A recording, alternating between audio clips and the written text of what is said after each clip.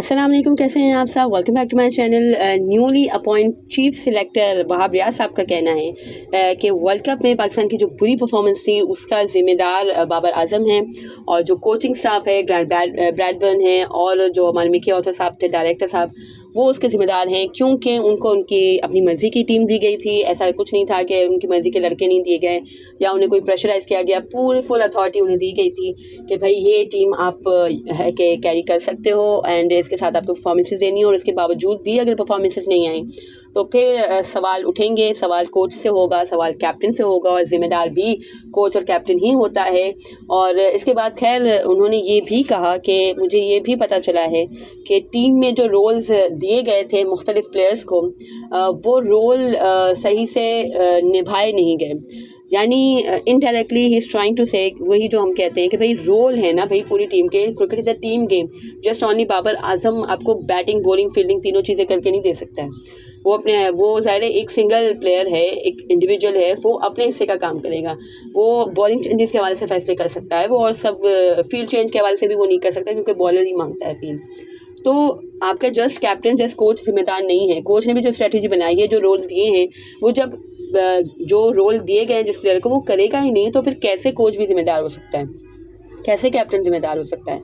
वही बात है कि पहला ओवर जब शाहीन कराने आ रहे हैं और पहले ओवर में ही वो इतने रन खा रहे हैं, तो फिर बाबर आजम क्या कर सकते हैं भाई। उनके हिस्से की बॉलिंग तो वो नहीं करा सकते बाबर आजम। और खैर उन्होंने ये बात कही जो कि मुझे खैर सही लगी, कि उन्होंने कहा कि मुझे ये भी पता चला है कि जो रोल्स दिए गए थे टीम्स जो प्लेयर्स को, वो उन्होंने किए नहीं या वो रोल निभा नहीं सके। तो वही बात है भाई, शाहीन का रोल क्या था भाई, नए बॉल से आपको विकेट लेनी है, और नहीं मिल रही तो आपको कंटेन करना है, आपको एग्जैक्ट लाइन और लेंथ पे करनी है, आपको कंसिस्टेंट रहना है। But through out this tournament Shaheen ने बहुत माइश किया है तरीके से। 6 बॉल्स अगर करवाई जा रही है ना, तो एक बॉल भी मजा ले जो तरीके की एक लाइन पे डली हो। 10 ओवर्स में 60 बॉल्स अगर शाहीन ने कराई है ना, तो उसमें से जस्ट 10 हैं कि वो सही लेंथ पे पिच हुई हैं। इसके अलावा और सारी बॉल्स कोई आगे जा रही है, कोई पीछे जा रही है। यॉर्कर्स तो थे ही नहीं, फुल टॉस से जा रही हैं, अजीब तरह की बॉलिंग हो रही थी। यही हाल हमारे हारिस रऊफ साहब का था। पता ही नहीं चल रहा था कुछ उनको कि भाई बॉलिंग करानी कैसे है। और ये फर्स्ट टाइम नहीं था कि सब कह रहे थे नया बॉल का बॉलर नहीं है, नया बॉल का बॉलर नहीं है। फर्स्ट टाइम नहीं था, नए बॉल से उसने पहले भी कराया हुआ है। जब शाहीन इंजर्ड था, कौन नया बॉल शेयर करता था नसीम के साथ? हारिस रऊफ का साथ ऐसा नहीं था। वो 11वें T20 में भी 11वें ओवर में वो नहीं आता था, और ओडीआई में भी वो देर से नहीं आता था, वो नया बॉल भी करवाता था। और T20 में भी उसने करवाया हुआ है, टेस्ट में ओडीआई में भी उसने करवाया हुआ है। तो that was not the big deal for Haris Rauf, but उन्होंने भी खैर अंडर परफॉर्म किया। स्पिनर्स आपके मेन कंसर्न से भाई, स्पिनर आपके देखो भाई 111 की एवरेज से आपके स्पिनर ने जस्ट 4 विकेट लिए। शर्म का डूब मरने का मकाम है आपके जो स्पिनर्स है ना। जस्ट पता नहीं 5-6 मैचेस जो खेले हैं उन्होंने, बल्कि पूरे वर्ल्ड कप में ही उन्होंने 5 मैचेस, कुछ नवाज ने खेले हैं, कुछ 5 मैचेस शादाब ने खेले हैं। टोटल ये आपके 2 मेन स्पिनर्स हैं, दोनों स्पिनर्स ने टोटल मिला के 4 विकेट लिए हैं, वो भी 128 की। शादाब की तो 128 की है कुछ एवरेज, और उसकी नवाज की 111 की एवरेज है। 111 की बॉलिंग एवरेज से आपने विकेट्स लिए हैं, तो भाई जाके कहीं डूब मरो आप। क्या आपने परफॉर्मेंस दी है एज ए स्पिनर। तो वही है कि भाई आपको रोल डिफाइन थे, आपको रोल दिए गए थे। ओपनर्स का ये रोल था कि भाई आपको है कि विकेट बचानी है, आपको रन्स भी करने हैं, लेकिन ओपनर भी फेल हुए हैं। सिवाय एक मैच के हमारी ओपनिंग पार्टनरशिप तो चली ही नहीं है। यानी वो रोल, बैटिंग में भी रोल सही से नहीं अदा किए गए, बॉलिंग में भी नहीं अदा किए गए, फील्डिंग भी हमारे सबके सामने ही है। एक क्लब लेवल की फील्डिंग भी उससे बेहतर होती होगी जिस तरह की फील्डिंग हमने की है। सो वही है कि चलो अच्छी बात है कि वहाब रियाज ने कहा कि भाई कोच और कैप्टन जिम्मेदार होता है, ऑब्वियसली जिम्मेदार होता है। बट भाई अब ये भी तो देखो ना कि टीम रिस्पॉन्ड नहीं कर रही है, और ये उन्होंने बात की, चलो अच्छी बात की। और इसके बाद और भी कुछ खबरें हैं भाई बाबर आजम के हवाले से। सारी दुनिया से बाबर आजम को सपोर्ट मिल रही है, सारी दुनिया से सब कह रहे हैं कि भाई Babar was great as a leader, and उनके जो है नंबर्स भी बहुत अच्छे थे। कल मैथ्यू हेडन ने बात की, इससे पहले उन्होंने भी बात की थी, वेव रिचर्ड्स ने बात की थी, और भी खैर बहुत से लोग बात करते हैं, कपिल देव ने बात की थी। अब है कि आयन बिशप ने बात की है कि उन्होंने ट्वीट किया है कि shake ups happening in Pakistan cricket post cricket world cup, my wish is that it ushers in an era where we get to see a Pakistan team that performs more consistently to their full potential. As a West Indian, I hate the words can beat anyone on their day. यानी Pakistan can beat anyone on their day tag every day matters. वही है कि tag तो हमें भी खैर अच्छा नहीं लगता अनप्रिडिक्टेबल का, और वही है कि on our day we can beat, हम हमेशा ही कहते हैं on our day we can beat any team. तो ऑन आर डे नहीं होना चाहिए, हर दिन आपका होना चाहिए। आपको इतना ज़्यादा स्किलफुल होना चाहिए, इतना ज़्यादा आपको टैलेंट तो खैर है बट एग्जीक्यूशन नहीं होती है। तो है कि आपको इतना ज़्यादा स्किलफुल होना चाहिए कि आपका हर दिन आपका अपना हो। आप मैच स्टार्ट करने से पहले ही फेवरेट हो, लेकिन मैच स्टार्ट करने से पहले ही आप फेवरेट नहीं होते।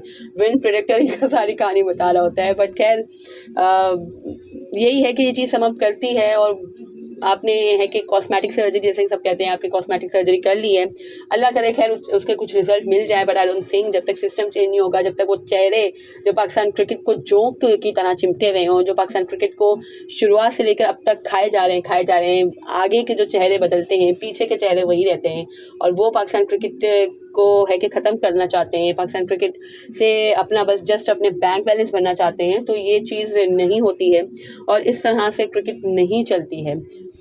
और भी ख़बरें हैं कुछ बाबर आज़म के ही हवाले से। रोज़ बाबर आज़म है कि ख़बरों की ज़ीनत बने होते हैं। वही जैसे कि रमीज़ जाजा कहते हैं कि जब आप रन्स करते हैं जब तो आप सुर्खियाँ बटोरते ही हैं, बट जब आप रन्स नहीं करते तब भी लाइमलाइट आपकी तरफ ही होती है, या हेडलाइंस में बाबर आज़म का ही नाम जगमगा रहा होता है।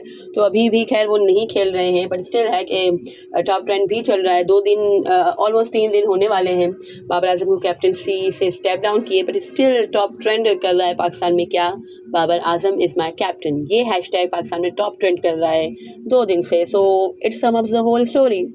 और खैर बाबर आज़म के हवाले से और जो खबर है वो ये है कि भाई he visited police Khidmat Markaz Garden Town to renew his driving licence along with his father. वो अपने वालिद साहब के साथ वहाँ गए थे, एंड उनकी जो पिक है वो भी पोस्ट हुई है, और देख सकते हैं आप बैकग्राउंड में उनकी, मैं पिक यहाँ पे लगाती भी हूँ कि जो लोग हैं वो भी कितनी मोहब्बत से उनकी तरफ देख रहे हैं। और सबसे ज़्यादा फ़ख्र जो है उनके वालिद साहब की आंखों में आप देख सकते हैं। मैंने उसके बारे में खैर कमेंट भी किया है कि कितने फ़ख्र है उनके वालिद साहब की आंखों में। और ये चीज़ एज है कि एक औलाद के लिए बहुत ही ज़्यादा एक है कि फ़ख्र की बात होती है कि भाई आपके वालिद साहब आप पे फ़ख्र कर रहे हैं। और एक वालिद के लिए भी ये एक बहुत ही है कि फ़ख्र का मकाम होता है, खुशी का मकाम होता है कि उनके बेटे को वर्ल्ड वाइड इतनी इज़्ज़त मिलती है, और वो उनका बेटा खैर डिज़र्व भी करता है। Babar Azam truly deserve all this respect and he has earned all this. जैसे कि मैं हमेशा कहती हूँ कि उसने कमाई है, उसे भीख में नहीं मिली है, कोई भी चीज़ उसको भीख में नहीं मिली, ना कैप्टनसी, ना टीम में जगह, ना कुछ। हर चीज़ में वो अपने बलबूते पे आया है, अपने बलबूते पे अपनी मेहनत के थ्रू आया है। जो भी खैर उनके कॉन्टैक्ट्स नहीं थे, हमें सबको मालूम है कि उनके कोई कॉन्टैक्ट्स नहीं थे। जो उनके कज़न ब्रदर्स खेलते भी थे उनकी भी क्या सपोर्ट थी बाबर आज़म के टुवर्ड्स, ये हम सब जानते ही हैं। तो उनकी भी कोई सपोर्ट नहीं थी बाबर आज़म को, जस्ट वो अपनी परफॉर्मेंस के बेस पे आए हैं, और अपनी परफॉर्मेंस के बेस पे ही उन्हें कैप्टन बनाया गया था, because he was the top performer. And according to Imran Khan ने ही सजेस्ट किया था कि उन्हें कैप्टन बनाया जाए, बिकॉज ही सेड कि आपका top performer should be your captain, and he was the top performer. That's why हमने उनको कैप्टन बना दिया, बगैर कोई उनके एक्सपीरियंस दिए, बगैर कोई उनकी ग्रूमिंग किए। तो खैर यही है, मेन पॉइंट यही है कि भाई बाबर आज़म ने हर चीज़ अर्न की है, उन्हें भीख में नहीं मिली है। जिस तरह से किसी के ससुर के थ्रू उसको भीख में कैप्टनसी मिल गई, किसी के वालिद साहब के थ्रू किसी को कैप्टनसी मिल गई, तो बाबर आज़म के साथ ये मामला नहीं था। और यही मामला खैर सरफराज के साथ भी था। सरफराज अहमद ने भी कमाई है, इज़्ज़त भी कमाई है, और कैप्टनसी भी उनके कोई है कि लिंक्स नहीं थे, कोई उनके कॉन्टैक्ट्स नहीं थे, बट वो भी अपने बेस पे आई। खैर कैप्टनसी का तो एक वसी तजुर्बा सरफराज अहमद को रहा है, क्योंकि अंडर 19 में और भी जो फ्रेंचाइज क्रिकेट, लीग क्रिकेट, जो पाकिस्तान में डोमेस्टिक क्रिकेट होती है, सब में उनको कैप्टनसी का अच्छा खासा तजुर्बा था। दैट्स वाई सरफराज अहमद को दी गई थी कैप्टनसी, और वो खैर डिजर्व भी करते थे, उनकी भी कोई पर्ची नहीं थी। Anyways that was it from this video. अगर आपको मेरी ये वीडियो पसंद आई हो तो लाइक कीजिएगा, share it with your friends and family, and do subscribe to my channel for more such content. अल्लाह हाफिज़।